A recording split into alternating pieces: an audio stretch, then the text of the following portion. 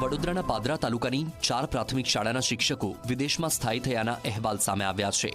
3 વર્ષથી શિક્ષકો હાજર નથી થતા, જેથી વિદ્યાર્થીઓના શિક્ષણ પર માઠી અસર પડી રહી છે। શિક્ષકો ગેરહાજર છે તેમ છતાં પણ ફરજ પર બતાવવામાં આવી રહ્યા છે।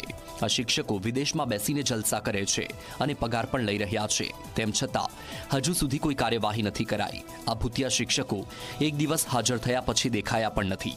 જો કે આ મુદ્દે જિલ્લા શિક્ષણ અધિકારી અત્યાર સુધીમાં શું કાર્યવાહી કરી તે સામે આવી નથી। બનાસકાંઠાની ઘટના સામે આવ્યા પછી જ ગુજરાતના અન્ય જિલ્લામાંથી શિક્ષકો ગેરહાજર હોવાનું સામે આવી રહ્યું છે। ત્યારે સવાલ એ થાય છે કે ઘણા શિક્ષકો પગાર પણ લઈ રહ્યા છે અને વિદેશમાં છે, તો રજિસ્ટરમાં તેમની હાજરી કોણ ભરતું હતું?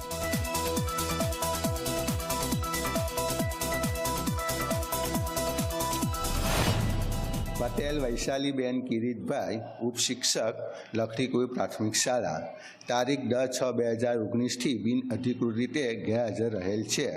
તેમનો અત્રેની શાળામાંથી પગાર આકારેલ નથી। તેઓ આજ દિન સુધી શાળામાં હાજર થયેલ નથી। એટલે એમની જગ્યાએ મારી પાસે 2 ભાષા શિક્ષક છે। એટલે એમના વિષયો મારા ભાષા શિક્ષક સંભાળે છે અને એક વિષય હું સંભાળું છું।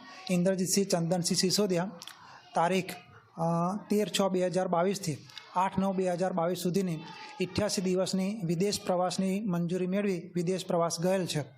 તેઓશ્રીને તારીખ 9/9/2022ના રોજ શાળામાં હાજર થવાનું હતું, પણ આજ દિન સુધી તેઓ હાજર થયેલ નથી। હાલ તેઓનું મહેકમ અહીંયા બોલાતું હોવાથી બાળકોના શિક્ષણ ઉપર માઠી અસર થાય છે। તેઓ 6 થી 8માં સામાજિક વિજ્ઞાન વિષયનું શિક્ષણ કાર્ય કરતા હતા। વખતો વખત તાલુકામાં આપણે બેનના ગેરહાજરીની આપણે જાણ કરી હતી, છતાં પણ ઉપલી કક્ષાએથી કોઈ આપણને એવો રિસ્પોન્સ મળ્યો નહોતો કે આ બેનનું આપણે શું કરવાનું છે, કે ભાઈ આ બેન છેલ્લા 3.5 વર્ષથી બિનઅધિકૃત રજા પર છે। આના માટે કોઈ ઘટતું કરવા આપણે નમ્ર વિનંતી છે।